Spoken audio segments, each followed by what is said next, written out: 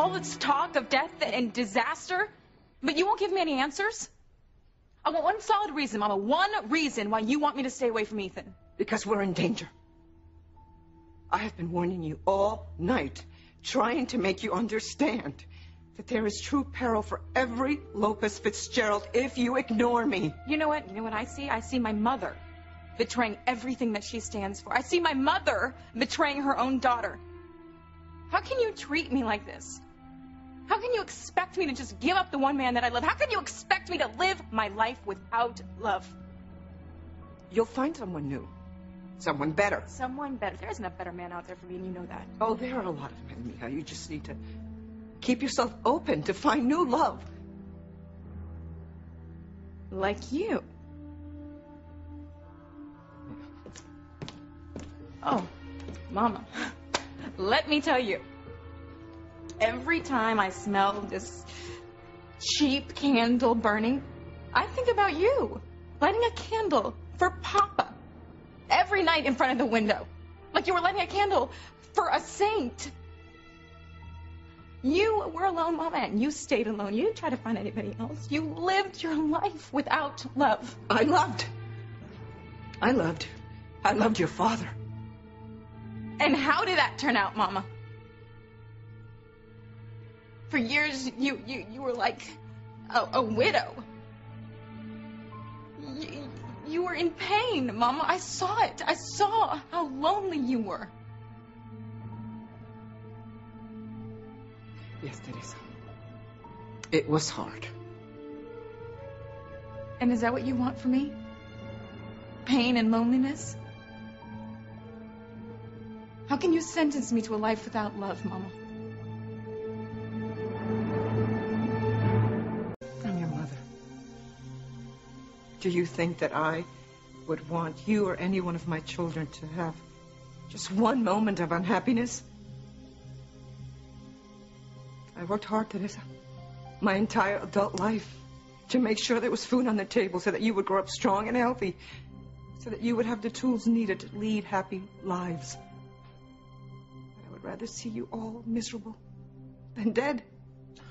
Dead? There you go again. You're talking about this person that wants to kill our entire family? Because it's true, Teresa.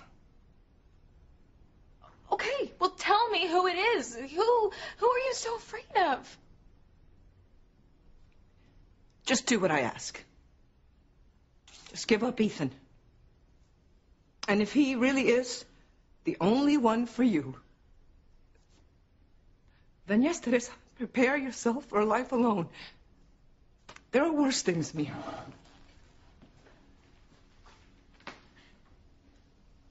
Live my life alone with my children? Like you, Mama? No. I'm not doing that. No, I'm going to fight for Ethan. I'm going to fight for my children. What do you think I'm doing, Teresa? I'm fighting for all of your lives. Did you ever stop to think what would have happened if you would have just fought for Papa? That maybe you wouldn't have had to live your life alone the way you did? That is not fair. I had no idea where your father was. I tried looking for him. You never left Harmony, Mama. And if your children are so important to you, then why didn't you just go visit Paloma? I mean, not once did you go to Mexico to see her. No, don't you dare throw that in my face. I couldn't. There was no money, Teresa. No money. You didn't need money. There was this one night that I was waiting for you to come home, and you walked up with Ivy, and you know what? I hid, but I overheard Ivy say to you that you could borrow the Crane jet whenever you wanted so that you could go to Mexico to see your daughter, but you refused. You were eavesdropping. You could have gone to see Paloma, Mom, but you didn't. Not once did you go see her. Why? Refused Ivy's offer to use the Crane jet because with the Crane studies, there's always a catch, Mia. But didn't you want to see her, Mama? Didn't you want to see your own daughter? Of course I did, Mia. I knew that she was safe and that she was loved, and that was enough. Besides, you know, if I would have accepted Ivy's offer to use the Crane jet to go to Mexico, she would have used that She would have held it over my head forever. I could just see her now. I could hear her asking me to work overtime and to travel with her as her personal maid. But weren't you tempted? Didn't you want to see her?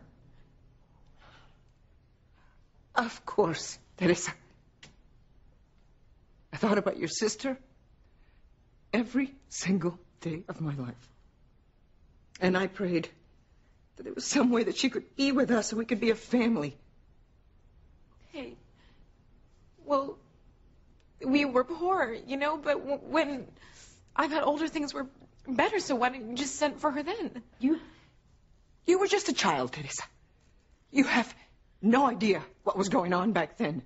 I wanted to see your sister many, many times, but there was no money. Why didn't you borrow money, Mama, from Dr. Russell or from Mrs. Bennett? What? This family doesn't accept charity, Teresa. Okay, fine. That's over with. Fine. But did you regret not going back to Mexico, Mama? Because maybe if you did, you could have found Papa before he fell in love with Catherine. You could have reunited, and then we wouldn't have grown up without our father. It! Just stop talking about Mexico.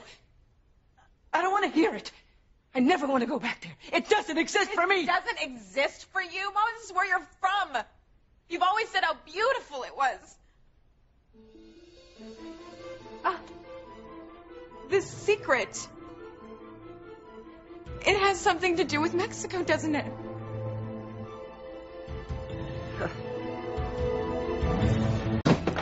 I'm right, aren't I? The secret has something to do with Mexico. And you're afraid that if I don't stay away from Ethan, the secret will somehow come out and it's a threat to our family. Stop.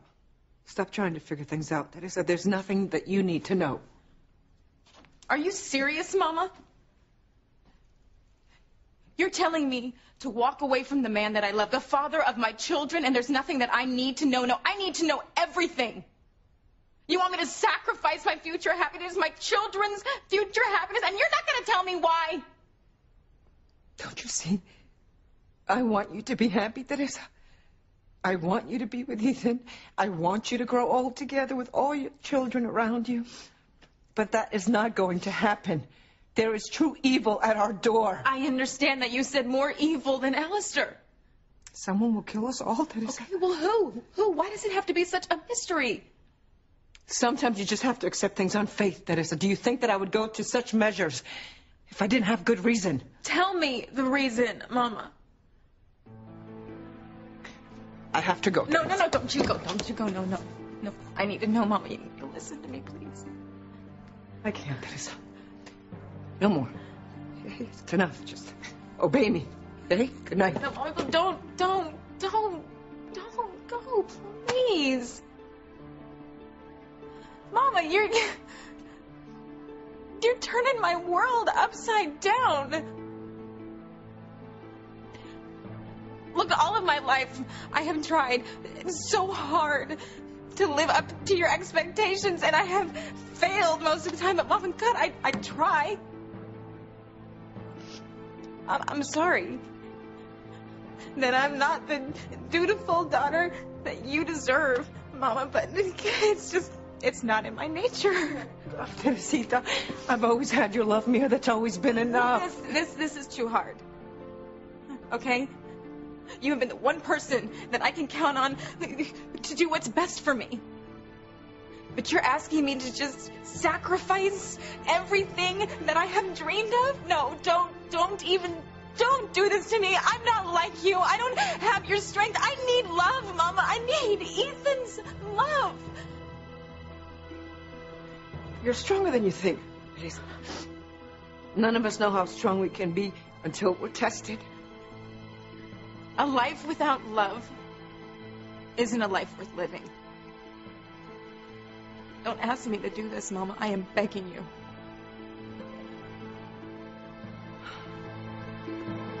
There has to be another way.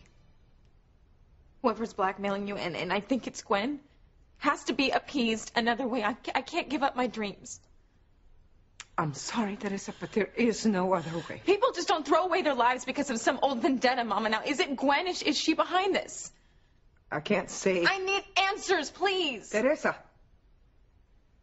If I could, I would tell you. Believe me, this is for your own good. Just give up Ethan. Move on with your life. Even if it means living alone with your children.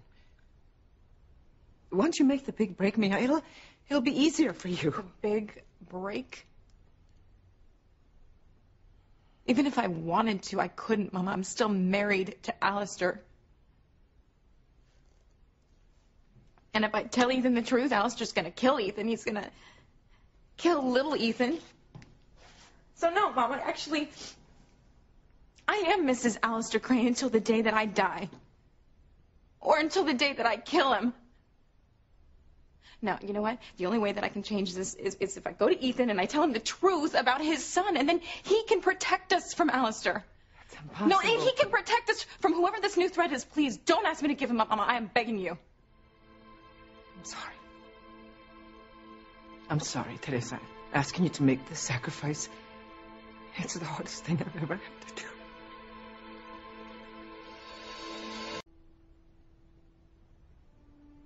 Teresita. Do you think I would ask this of you? If it wasn't absolutely necessary to the life of this family? Mia. What I went through when your father disappeared, I wouldn't wish that on you for anything in the world. But I have to. At least you'll have comfort, Mia, and knowing that your sacrifice was for a reason. What reason? I didn't have one, Mia. One day your father was there, and the next day he was gone. I didn't understand. I couldn't cope. But I couldn't just lie in bed feeling sorry for myself. So I learned to live alone. It wasn't easy. But there are compensations. Your work, your children, the church. So that's what you want from me? To be like a widow, Mama? Always in black? Wearing out my knees, wearing out my rosary while the world just passes me by? You know, I couldn't do that even if I wanted to because Alistair won't let me. God, Teresa, I wouldn't ask you to do this if it wasn't a matter of life and death. Don't you see that? Well, just tell me who this person is, Mama. We can fight it. You told me that we can always count on our family, right? Yes. That's why I'm asking you to give up Ethan for our family. To save our family. Don't you understand? No, I don't understand, Mama. Please, help me. Help me understand. I can't. I have to go. No, don't, please don't. Let's just talk about this, please. No more, Teresa, please. It's enough. There's no more to say. But if you don't give up Ethan, he'll kill us all, Mia. You think about that. You gotta tell me, Mom. Please.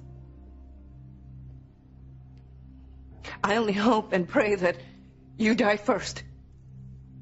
So that you don't have to witness your children being killed. Oh,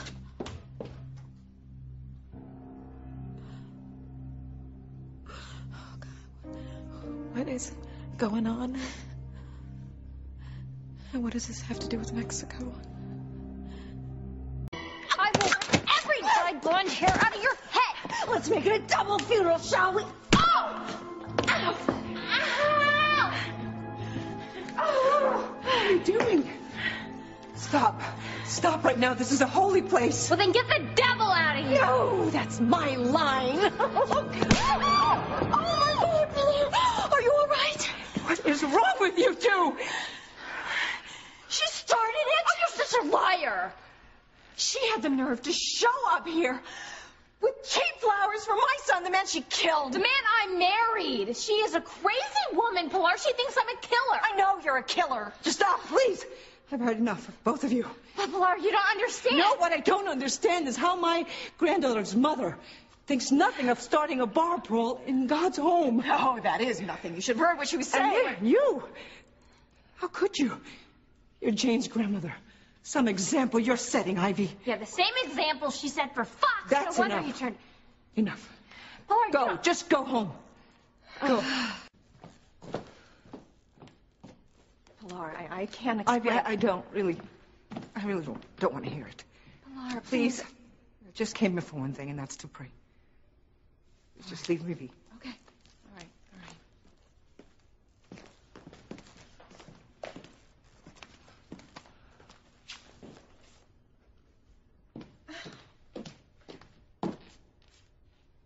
Oh, my purse. Listen, Mother. Please hear my prayer. I will kneel here and say the rosaries all night if I have to, but I need you to protect my family. I'm so sorry for what happened all those years ago, but you already know that. My secret has come back to haunt me and my family. Oh, Ivy, I thought you'd left. I'm so sorry, Pilar. I wasn't eavesdropping. I wasn't. It's just... Oh, my God, Pilar. Please don't tell me that someone knows your secret. Please. Pilar, say something. This can't be true. Yes, it's true. Someone knows my secret. Oh, dear God, Pilar, you know what this means. More than anyone, Ivy. But there's nothing I can do about it, and it's not really up to me, you know.